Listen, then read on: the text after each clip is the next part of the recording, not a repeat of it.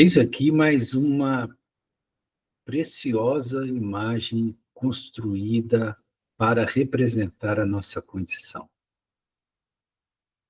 Porque somos exatamente isso, enquanto seres mentais, pois que nós ficamos projetando em um futuro, ou em um certo lugar, ou em uma certa condição, algo que nós pensamos poder encontrar nesse distanciamento projetivo, seja um lugar, seja uma condição, que vá nos trazer algum nível de realização. Então, o processo de buscar uma satisfação ou de uma realização é sempre esse processo mental que cria uma narrativa, uma ficção que se projeta em nossa mente e nós ficamos no campo da idealização. E a idealização é sempre uma narrativa ficcional fixa em nossa mente. Então, nós criamos várias idealizações. Por exemplo, alguém que se afeiçoa aos ensinamentos budistas, começa a ler os livros budistas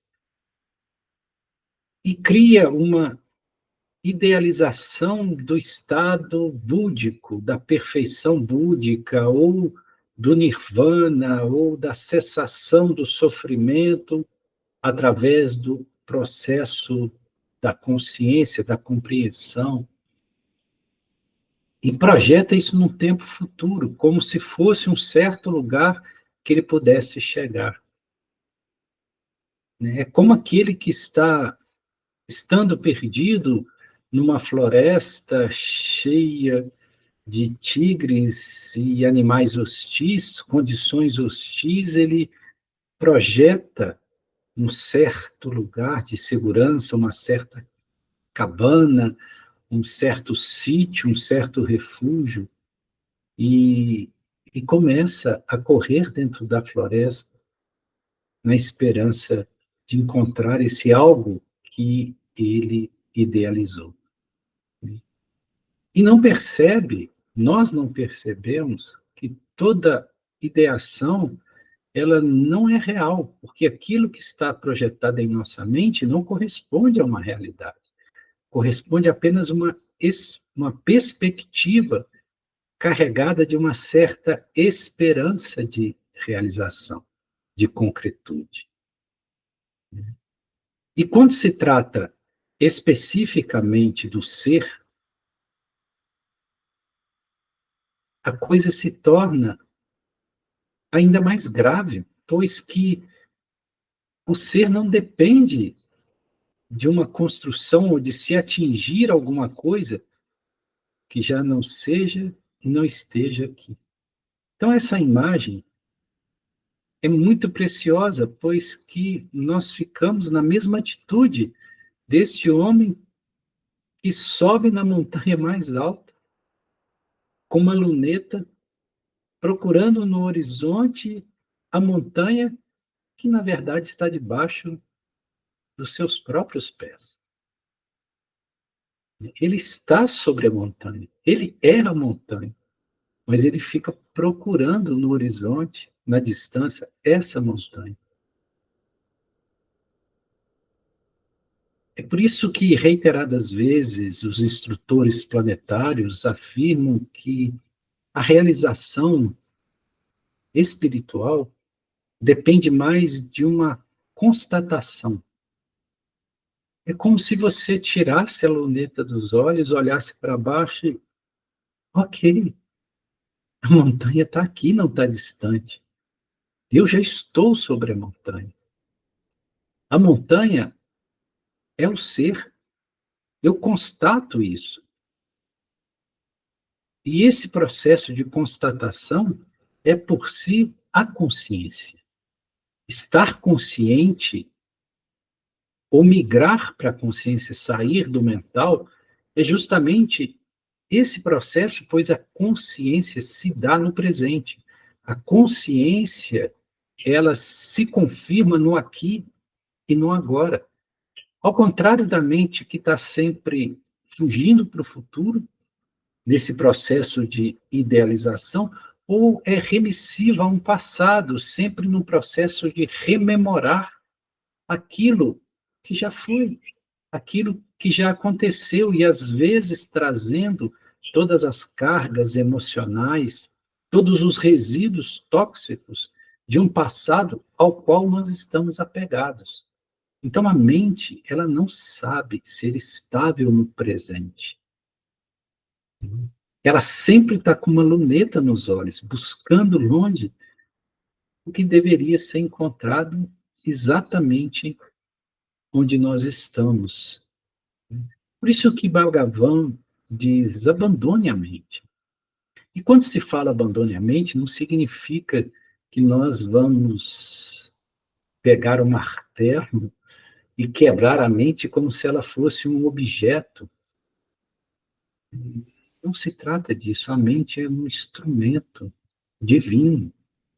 A mente faz parte do nosso processo de interação dentro dos ciclos das existências. Quando fala abandone a mente, significa apenas não fixe-se, não fique fixo na mente. Migre para a consciência. Da consciência, você observa a mente. E observa como é inútil a maioria dos elementos postos na mente que são criações ideativas. E toda criação ideativa traz ansiedade. Cria o desejo, e o desejo é aquilo que não permite que nós sejamos plenos no aqui e no agora. Quando eu simplesmente consigo estar aqui, respirar, e esse estar aqui, com a plenitude do que eu sou, independente das circunstâncias do lugar, e me sinto pleno, satisfeito, isso é realização espiritual. E por essa ótica, nós também compreendemos que realização espiritual não é algo miraculoso, não é um grande evento. Vejam como as pessoas estão esperando grandes eventos. Ah, o dia que eu me iluminar. Aí eu estou andando por uma rua num certo dia de primavera, o sol incidindo, borboletas voando e tem um estalo. Ah, eu me iluminei. As pessoas estão muito presas a essas ficções, né? Como se esse estado fosse uma realização miraculosa, algo que acontece a despeito do natural do próprio existir, do natural da própria vida em seu fluxo. Então, essas ficções que têm que ser abandonadas. O que separa um budista da condição búdica? O próprio desejo de ser um Buda. É por isso que tem aquela historinha maravilhosa do mestre budista caminhando com seu jovem discípulo por uma estrada, e o mestre pergunta para o jovem discípulo, logo ali na frente há uma curva na estrada. Quando nós chegarmos lá e fizermos a curva, E se nós dermos de frente com o próprio Buda, o que você faria?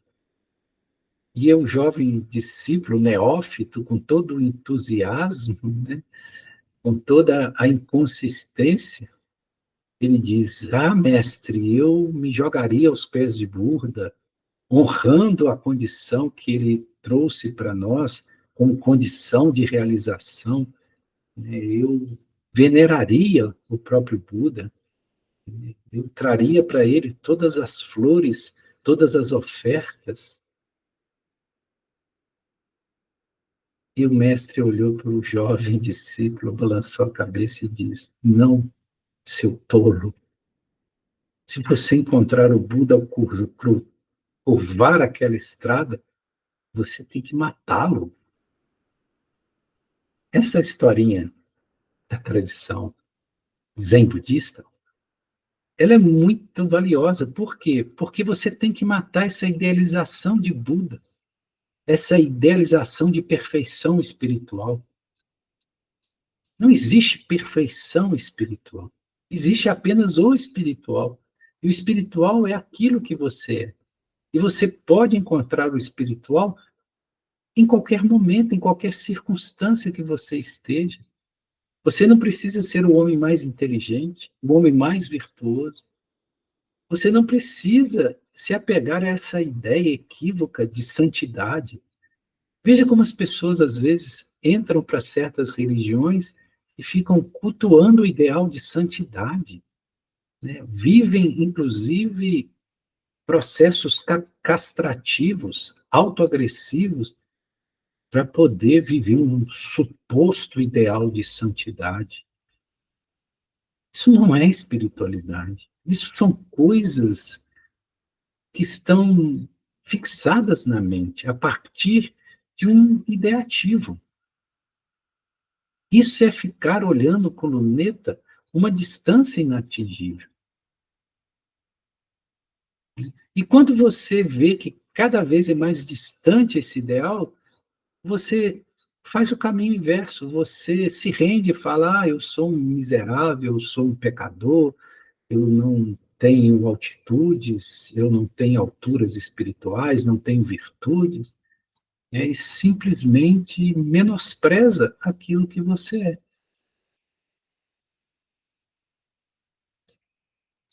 Então, essa mudança de percepção é necessária, né?